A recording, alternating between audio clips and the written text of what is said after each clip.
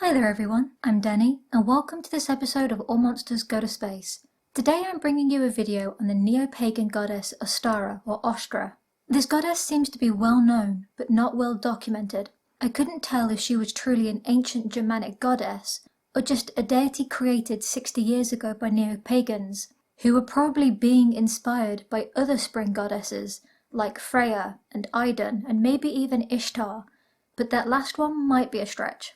So as I mentioned, she is a goddess of spring, and she is celebrated in April, or, in Old German, Ostermonat. She is also said to be the namesake of the pagan festival Ostara, which happens on the 21st of March, and Easter. She oversees the growing of plants, and therefore is also linked to fertility.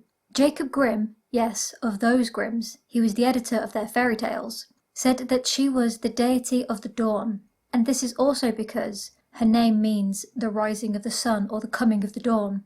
She is also said by many that she is the goddess of renewal and rebirth, and it's because of this that there is a link from her to the resurrection of Jesus.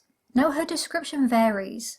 Some describe her much like Idun, a golden, glowing, youthful goddess filled with pure innocence, and the other is a little bit odder. It is said that she has the shoulders and head of a hare.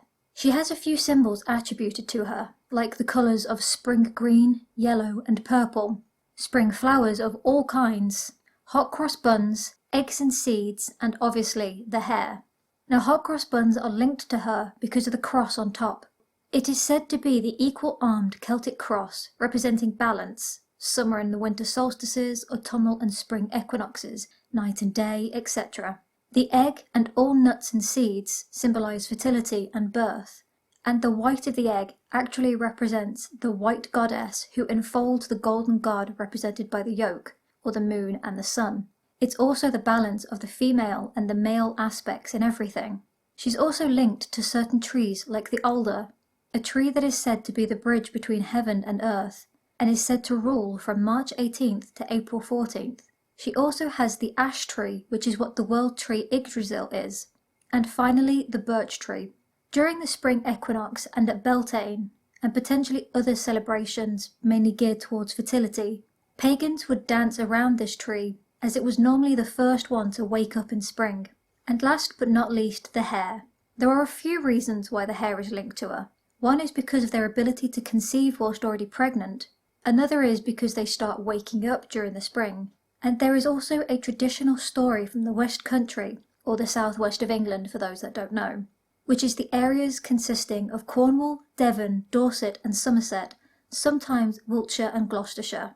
So the story is, one day the animal kingdom were gathered and were discussing an important party they were eagerly looking forward to. The goddess was going to be attending, so they all wanted to bring her a gift, so each animal left. Now some animals were rich and were able to bring her fancy gifts, but the hare was poor. He wanted to give her the finest gift he could. He checked his home and found nothing.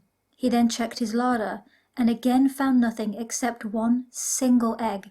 He carefully and lovingly painted it and took it with him to the party. He nervously waited as all the others gave her gems and gold and silver, and finally it was his turn. As the last to come forward, he was shy and presented the egg. Now when she held it, she saw the true spirit of the hare, a creature who had taken the time to decorate the only thing he had left, and yet he still gave it away. On the very spot, she appointed him and all hare kind as her special animal. So that's it for this very short video. If you do celebrate Easter, I hope you have a good one, and there's always room for chocolate. So thank you very much for watching, and I will see you in the comments section and on Twitter. Bye!